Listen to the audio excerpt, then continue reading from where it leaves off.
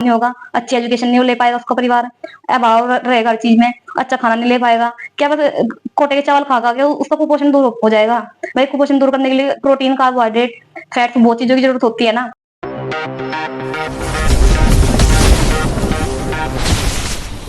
सीढ़ियां उन्हें मुबारक हो जिन्हें छत तक जाना है, सीढ़ियां उन्हें मुबारक हो जिन्हें छत तक जाना है, अपनी मंजिल तो आसमां है, रास्ता में खुद बनाना है। Hi everyone, welcome back in your channel Young Thinker, where we discuss ideas that's matter to you and our nation. Friends, today I am talking about something that's affect to all us.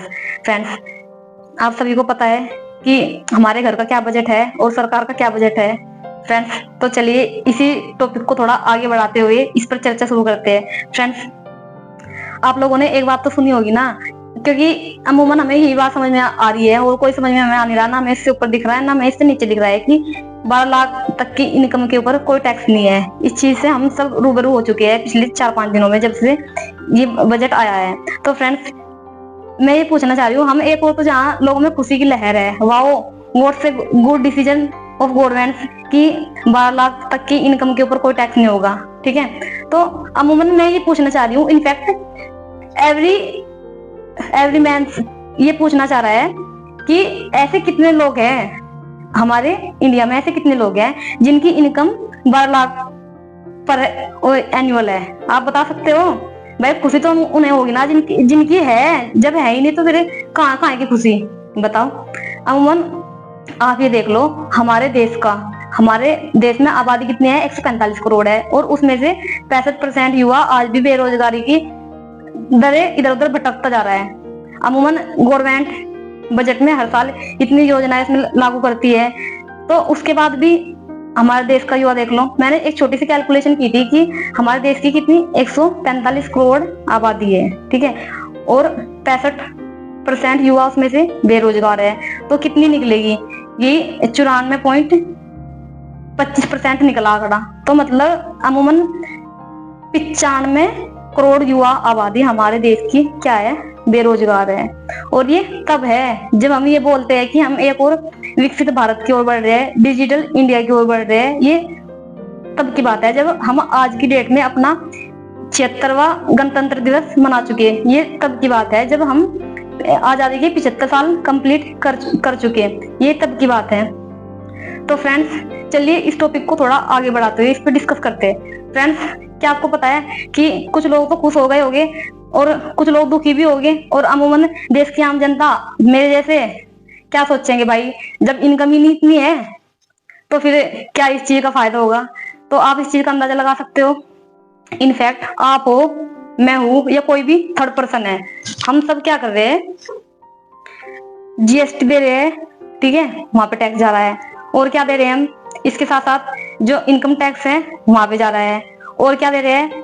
Toll tax भी देते हैं और toll plaza भी देते हैं। मतलब हर चीज में तो हम टैक्स दे रहे हैं। अमूमन वो उस इनकम टैक्स को तो छोड़ दो, हमारी जो रोजमर्रा की जो लाइफ है उसके लिए भी हमें स्ट्रगल करना पड़ता है। जो रोजमर्रा की जरूरत होती है उनको पूरा करने के लिए भी हमें स्ट्रगल करना पड़ता है, ठीक है। गवर्नमेंट ने पेन से लगा के खाने के सामान तक से लगा के, पहनने ओढ़ने तक के सामान से लगा के हर चीज पे जीएसटी तो हम दे ही रहे हैं, टैक्स भी दे ही रहे हैं। भाई जो बोतल हम पानी की पीते हैं ना, उस पे भी हम 18% जीएसटी देते हैं, ठीक है। और जो कोई भी पैक्ड चीज ले लो, चाहे आप चिप्स ले लो या पॉपकॉर्न ले लो या कुछ भी मसाला ले लो जो पैक्ड है, वो उसमें कितना 18% जीएसटी हम दे रहे हैं। तो फिर भाई आप लोग ये बता दो, जो देश की आम जनता है वो एक तरफ तो ये कह रहे हैं कि हम तो इस क्राइटेरिया में आते ही नहीं, तो उसके लिए तो क्या दुख की बात होगी, क्या खुशी की बात होगी? उसके लिए तो कोई ऐसी बात ही नहीं है। फिर जब हम तो टैक्स दे रहे हैं ना, अमूमन क्यों हम सुबह चाय पीते हैं, दूध डलता है, चीनी डलती है, वहां पे जीएसटी, उसमें चीनी में लगती है, शुगर में, आटा, दूध में कहते हैं कि दूध के ऊपर कोई जीएसटी नहीं। फिर उसका रेट इतना क्यों है? 70-80 रुपए किलो अब भी शहरों में एक्सपोर्ट हो रहा है वो। फिर सब्जियां लेने के लिए मार्केट में जाते हैं तो वो इतनी महंगी है। आप देख लो भी 500 जो लहसुन है उसका रेट चेक करना आप कितना हो रहा है।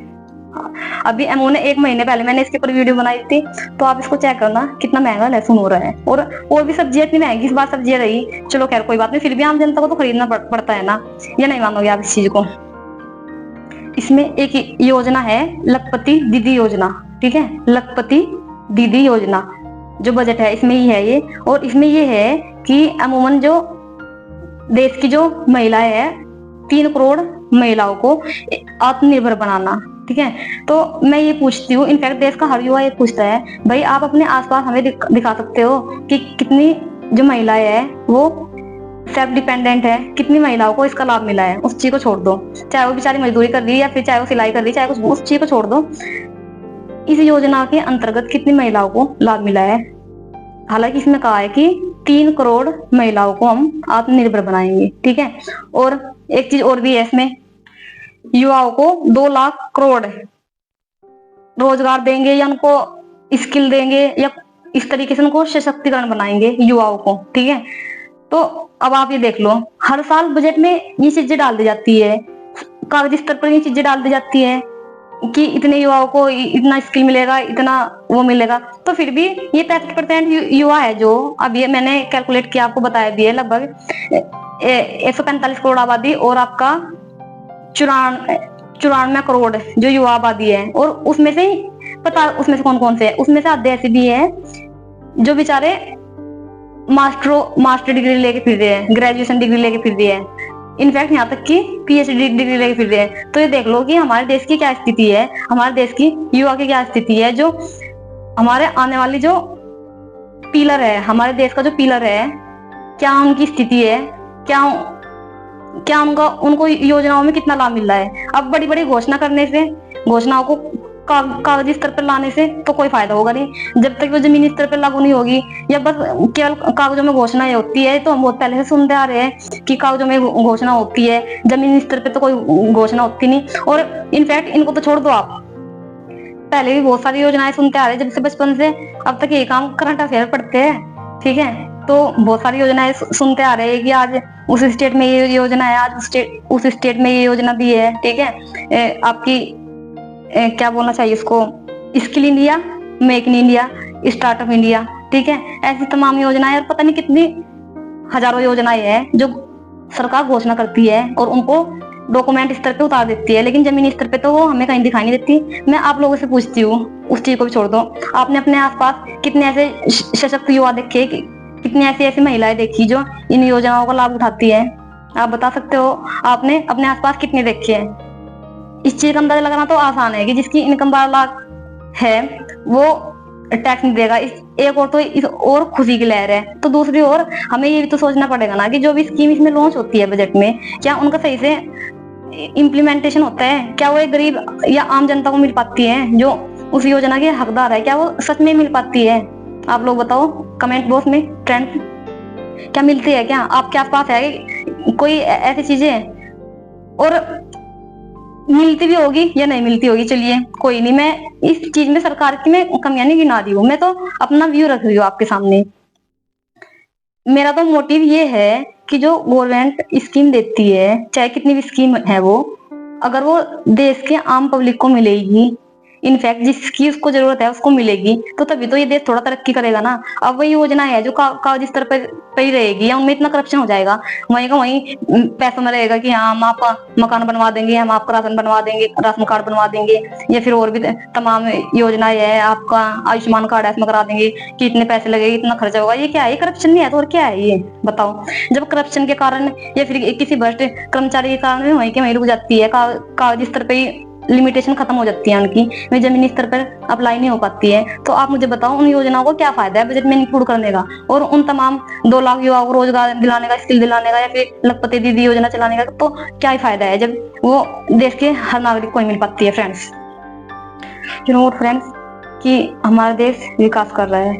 ठीक है, हम एक और तो विकसित भारत के ओर बढ़ रहे हैं, दूसरी ओर हम डिजिटल इंडिया में भी एंट्री कर चुके हैं।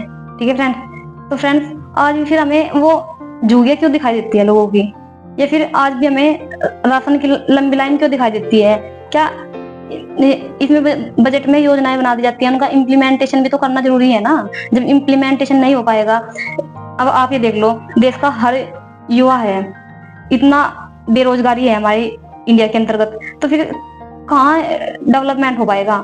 जब बेरोजगारी रहेगी तो अच्छा खान पान, कार्बोहाइड्रेट, फैट्स, बहुत चीजों की जरूरत होती है ना, तो इन चीजों के ऊपर भी तो थोड़ा देखना चाहिए। और मैं पूछती हूँ कि हमारे इंडिया में इतना करप्शन है, मैंने इस चीज के ऊपर वीडियो रिकॉर्ड किया था और मैंने आपको बताया भी था कि कितना डाटा हमारे करंट इसमें है, और इनफैक्ट हम करप्शन को लेके 93 नंबर पे आते हैं। हंगर इंडेक्स में हमारा देश 105 नंबर पे है।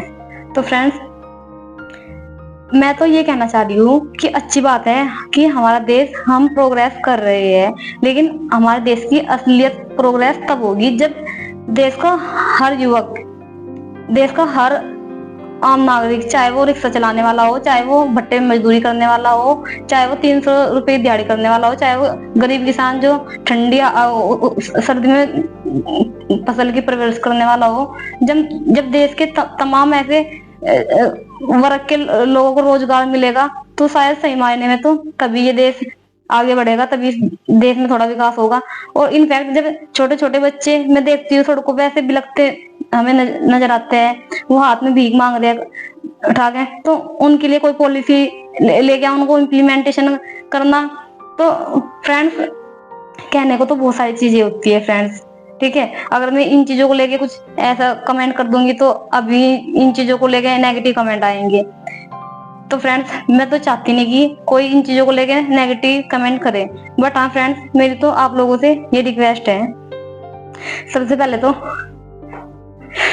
आप लोगों को बधाई हो कि आप भी 12 लाख इनकम के दायरे में आते हो, ठीक है, क्योंकि मैं तो आती नहीं हूँ। मुझे तो दुख है इस चीज का। 12 लाख छोड़ो, मैं तो 1 लाख के दायरे में भी नहीं आती हूँ। मैं तो ऑलरेडी बेरोजगार हूँ, ठीक है फ्रेंड्स। तो आप आते होगे तो आप लोगों को बधाई हो।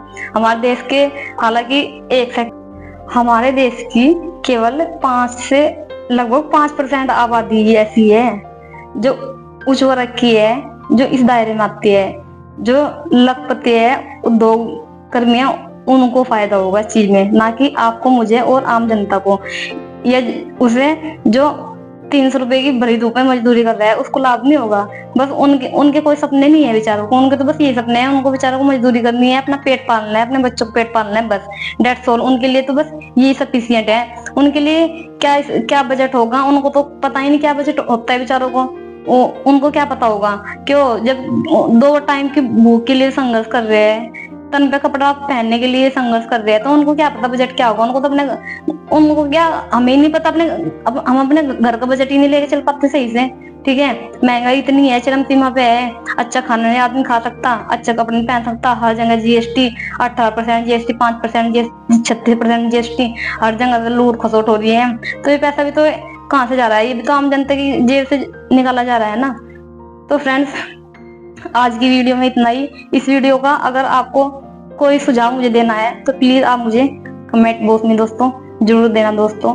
और दोस्तों, अगर आप लोगों को मेरी वीडियो अच्छी लगे तो उसको एक लाइक कर देना, थोड़ा सा शेयर कर देना, थोड़ा सा सपोर्ट कर देना, सब्सक्राइब कर देना दोस्तों। Thanks for being a part of this journey. Thank you. जय हिंद।